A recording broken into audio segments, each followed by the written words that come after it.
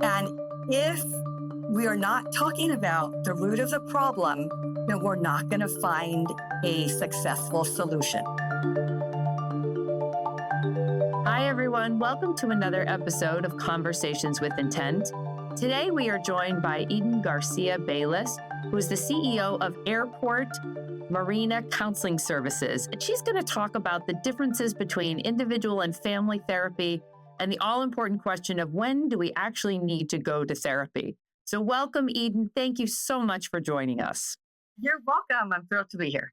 So we're going to start with just a very easy softball question. Can you explain the difference between people engaging in individual therapy versus family therapy?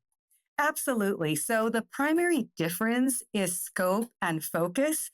In individual therapy, the therapist would focus on one individual's feelings, emotions, behavior, where in family therapy, the therapist really focuses on the unit, patterns within the family, roles, and interactions among family members. So given that you're focused on the unit, does that mean everybody has to agree to go? It has to be initiated both parties equally? Do you get some people who really want family therapy and others who don't? So usually it is ideal if the whole family wants to attend family therapy, and there has to be a mutual willingness to participate. However, typically it's usually one family member that initiates therapy, typically a parent. And that's because they're usually feeling the most tension or stress within the family. But usually a therapist can start with one family member and then invite others to attend as they see positive results.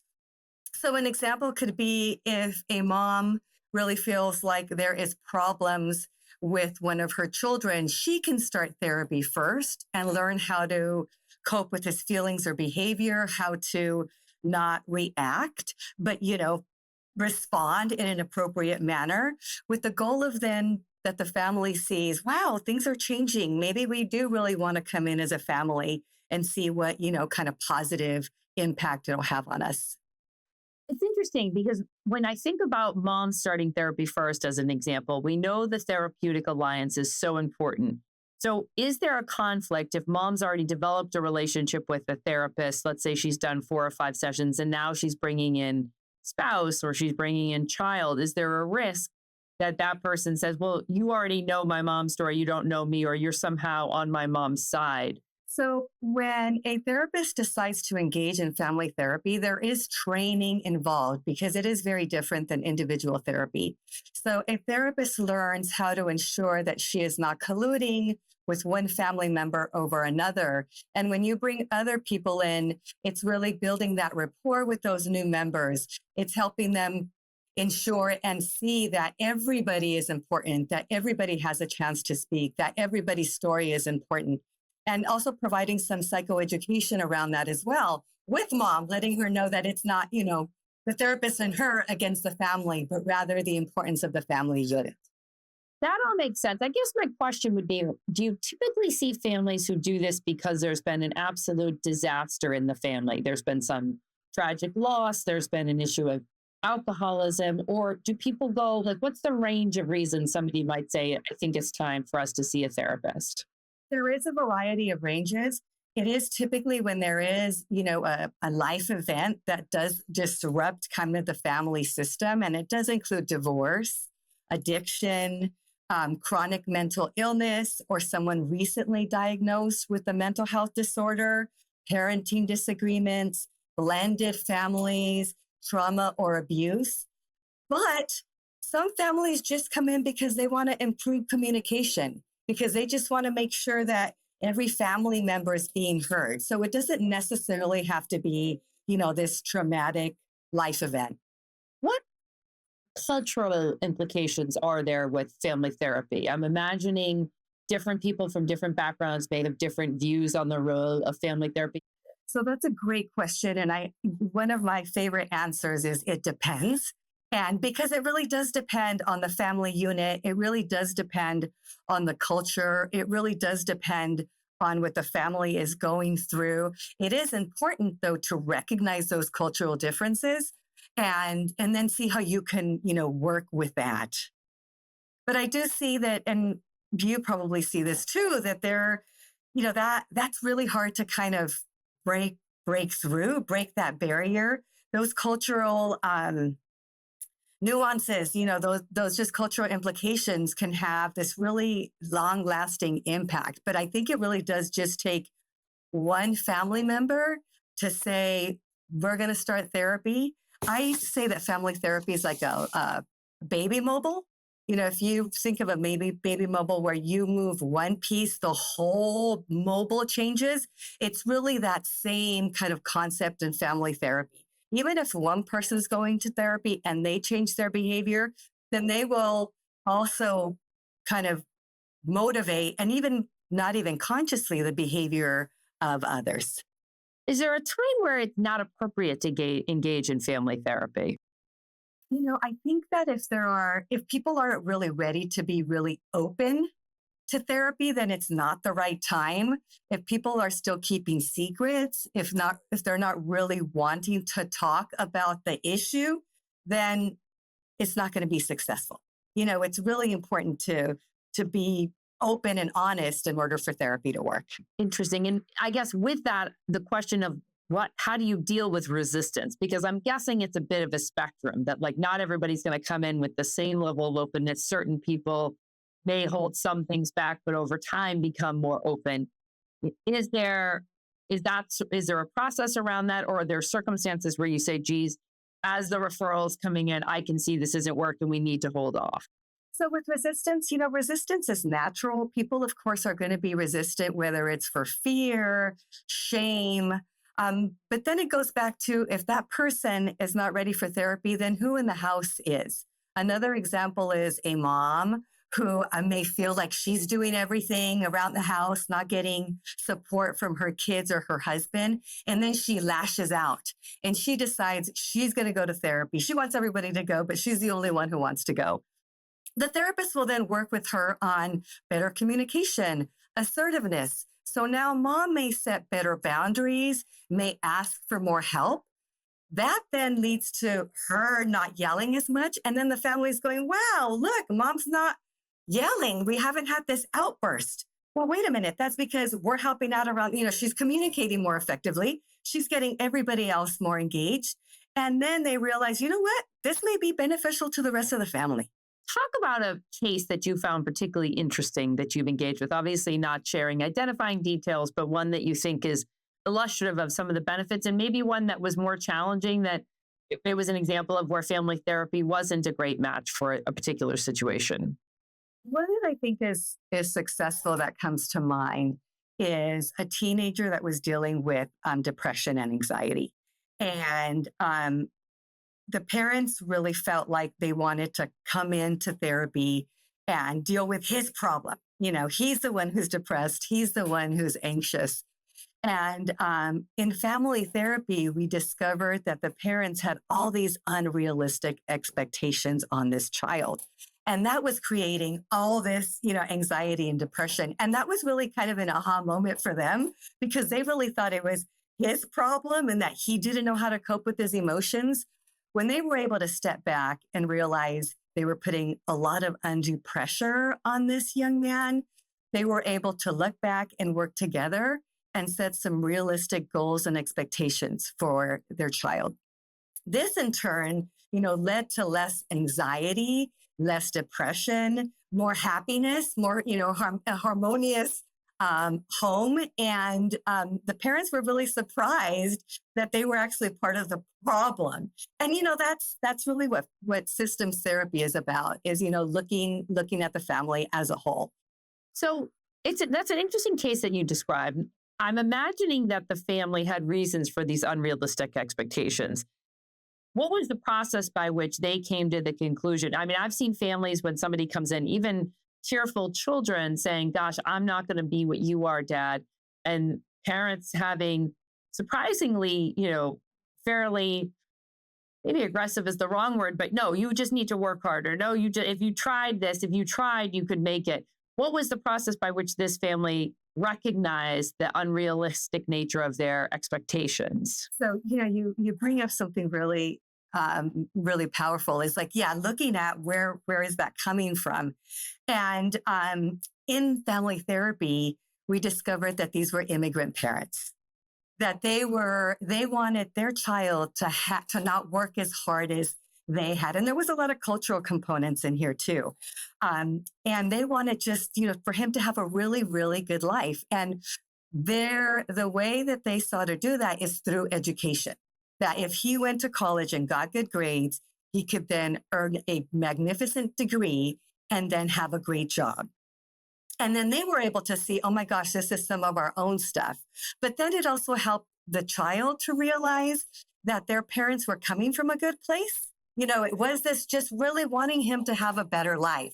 So it's all those like aha moments that I think are so wonderful and amazing. And that's why I'm a big proponent for family therapy, that we would have lost a lot of that had I only seen, this young man for individual therapy. I love that story. I love the idea that by his parents sort of coming to the place of, hey, we're putting too much on him or her. We're recognizing this is our own views, or we're projecting our dreams. This is actually creating a negative cycle. And the child saying, gosh, it's not that they just are unrealistic or they're embarrassed by me. It's really that they want the best for me. Right. Can you give an example of like the opposite type of case, one that was more challenging, or perhaps got to a point where you needed to say, gosh, we need to take a break, or maybe we don't even start because of the dynamics? So I think about a family who came in and they said they wanted to work on communication.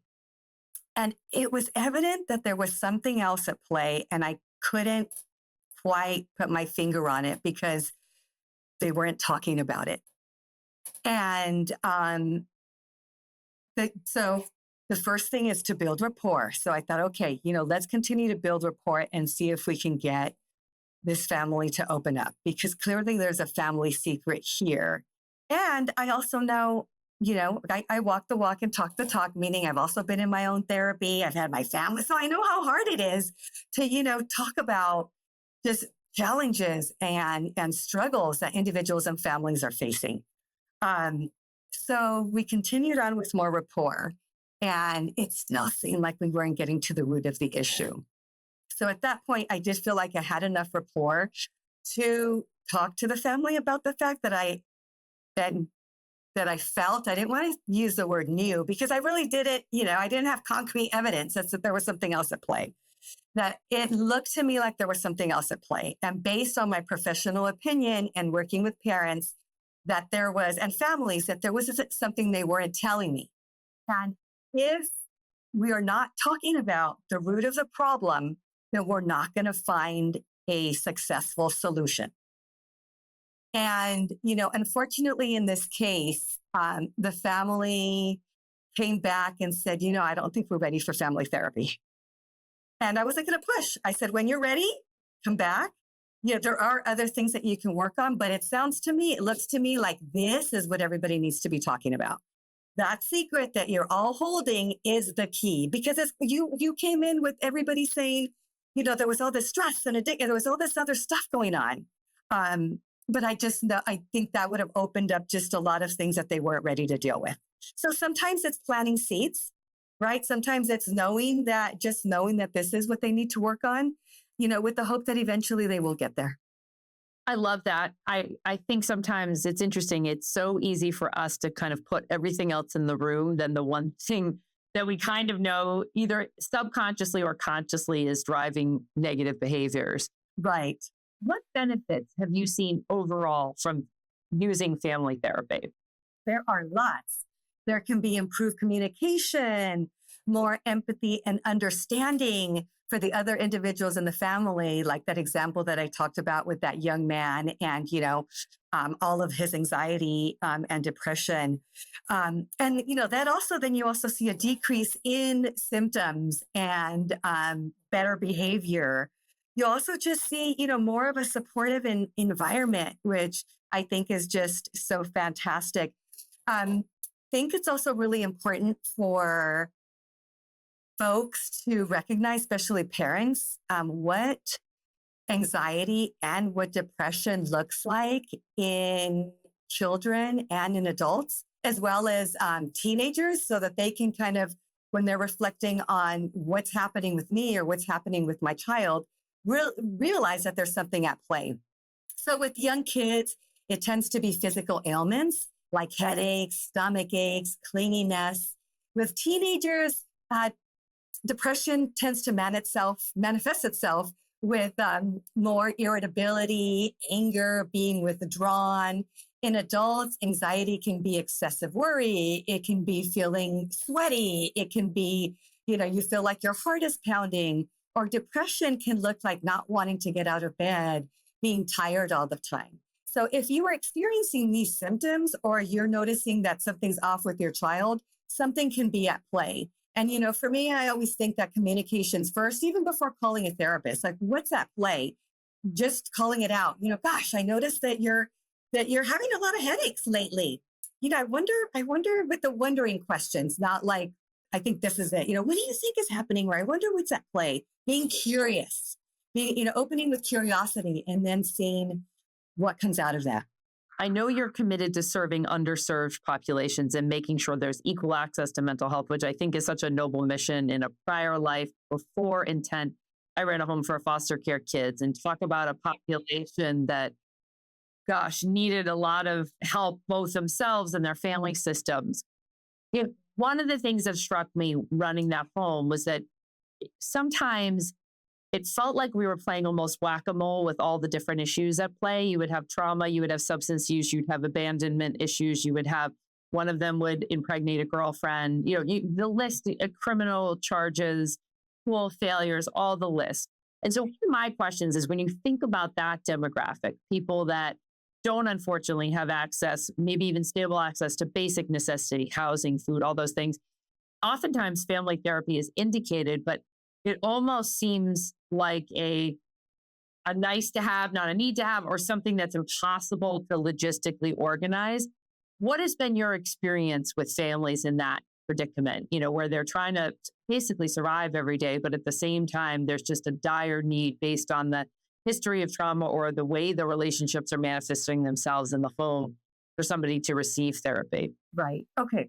So a few things. And you're absolutely right. I think that is the toughest population to treat because, as you mentioned, there are multiple issues at play, and not just mental health issues, but real life issues that are also contributing, to the problems. So, and that sometimes it's not easy to get everybody in because of all those problems. So with telehealth, now that's also one way that's for us, the silver lining with the pandemic is that we don't need everybody driving to the clinic anymore, that people can Zoom on. If everybody's at home, great. But, if someone's at school or they're in the car, we meet them where they are. That's fine. You can Zoom in and we can work with the people that we have.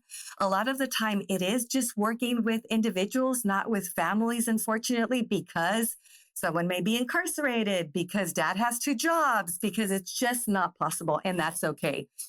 Even working with one person, it is still that systems perspective, believing that if that person changes their behavior or improves their daily functioning or their symptoms get better, then the rest of the family system can also improve. And then in terms of, what do you deal with first? I think that's, one of the biggest challenges. And it really depends on a variety of things. What is kind of the easiest thing that we can tackle? What is the low-hanging fruit? What is it that, the client wants to work on? And I think it's all of that then determines, in what order things get treated. Absolutely. One other question I had was, when you think about serving that single person and then you bring in others into the fold, or even if everybody starts at the same time, I would imagine as the therapist, there's 2 things, at least in my mind, as the non-practitioner. I'm not a practitioner. So 2 things come to mind that would be challenging. One would be not aligning subconsciously with one member of the story. And so how do you cope with that? And then the second question would be, how do you deal with it if you've got multiple family members and things get really tense and almost out of control, not necessarily physically, although it could be, but even just emotionally, where you're in a room of people that are really angry with each other? How as the practitioner can you facilitate positive change in those situations? So it's really important to set ground rules. And that's one thing that I actually haven't mentioned. So I'm so glad that you brought that up because things can get heated. I talked about resentment. People are holding things in, or they really feel like one person's at fault for whatever's going on. And it's really important to have those ground rules at the beginning, such as, there will be no physical violence in the therapy session. They're not even raising voices. We're all respectful of one another. We're going to let one person talk at a time and ensure that everybody has a turn to speak. And if one family member isn't speaking up, it's the therapist's job to ensure that we pull that and that we draw that member in by asking, okay, we haven't heard from you, Johnny. We'd really like to know what you're thinking and what your thoughts are about all of this. So it is, the therapist's job is one that's constantly facilitating, making sure that everybody has a chance to speak, also reading body language to make sure that no one's withdrawing or that no one is monopolizing the entire time. And then at the end of the session, it's also doing kind of a wrap up, not just what did we learn, but now when you get home and you're thinking about all of this again, how are we going to, and you want to talk about it with each other, which is fine. How are you going to do that in a respectful way? Because, you're only in therapy for an hour, usually once a week. The work should continue with the family, at home. How can I do that in a respectful, in an appropriate manner? And that's also something that needs to be discussed at the end of every session. Makes total sense. And what do you do about the first part of the question around alignment? Like if you naturally, how we all are human. We all have, I know therapists have transference issues. Somebody in the group either reminds you of someone you have a complicated relationship with in your own life, or something they says just really bothers you. How do you manage through that in a way that feels fair and gets the family to a better place? Yeah. And so, when training to be a therapist, you actually have to earn 3,000 hours training under someone that's licensed before you can actually sit for your own licensure. And part of that training is, what you talked about, countertransference, learning your own things, learning, what triggers you so that you're not triggered when something comes up. Also, the importance of being in your own therapy so that you've worked through your own issues. So again, you're not triggered. And also learning when you do have, this positive, it doesn't have to be negative countertransference, but positive countertransference towards somebody, like you said, and wow, I really like, mom. How are we going to make sure that I'm not just aligning with mom? And it is, you do learn voice, tone, because people will be able to see if you're aligning with one over another. And I think that also tends to happen where family members want you to align with them. They want you to see their their point of view more than others, or understand, why they're right, and calling that out. Johnny, mom, I see that that you're really wanting me to see your point, and I do. But as your family therapist, it's really also important that I get to see your daughter's point, your husband's point, and being very matter of fact. I love that. When you think about family therapy, is it distinctive from couples therapy? Is it the same thing? Like, do you see couples as well? Or is it really just in family units implying children in the mix? Or at least that's how I interpret it. Yeah. So, it can be both. I have seen there does tend to be a distinction between family therapy and couples therapy.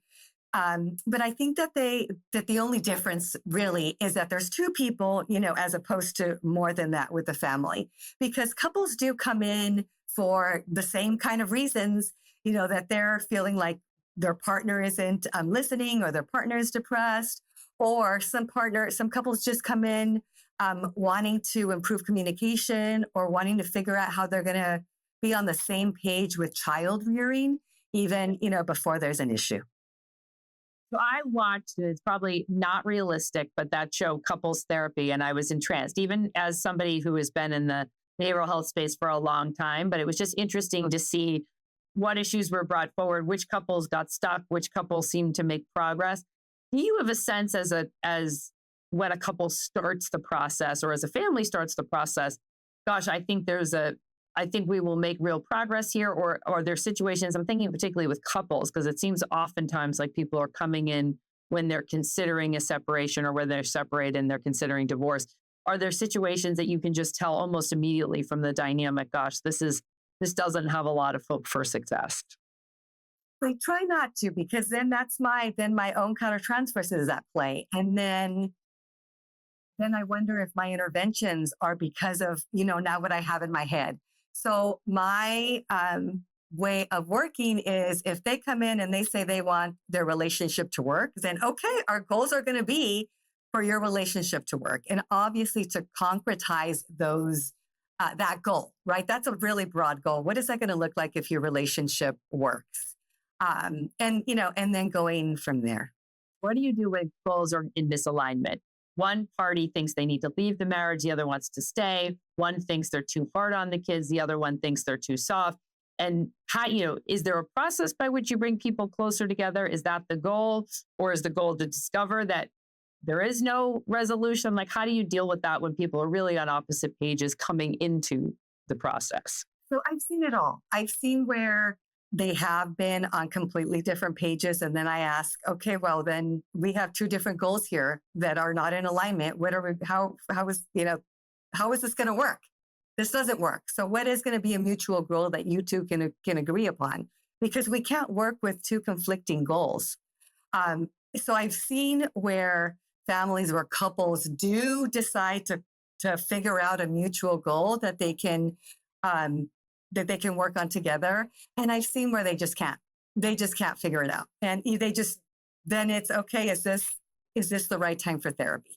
So when somebody decides that it's time for their family to engage in family therapy, how do they find the right match? Great question. So I really encourage folks to do some research and not just blanketly, open the internet and find the first person that pops up. I would encourage folks to call at least 3 people so that you can learn their style. You can learn, how they work. Are they willing to work with just one person, or does the entire family have to be there? What about fee? Do they take your insurance? Do they have private pay? What does the therapy look like? Traditional therapy is 1 time a week. However, some may want you to come in more times, than that, or others say less. So it's really important to do some research. Also, making sure that your therapist does have education and training on family therapy, because it is very, very different from individual therapy. For some of the reasons that we talked about in terms of alignment, in terms of ensuring that the therapist can draw in all of the different family members, and also not get stuck or, not align with one over the other. Because once that happens, it can get messy. So I would say research is key. I love ending on a hopeful note, because these issues are always tough.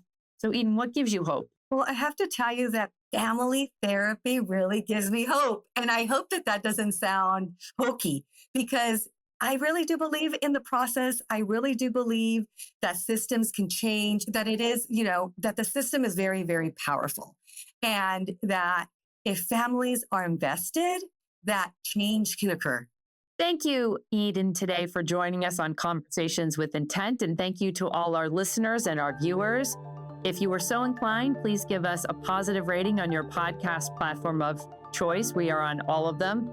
Please also feel free to send in thoughts, comments, suggestions for future topics or guests to conversations@intentclinical.com. Thank you, and we'll see you on the next episode.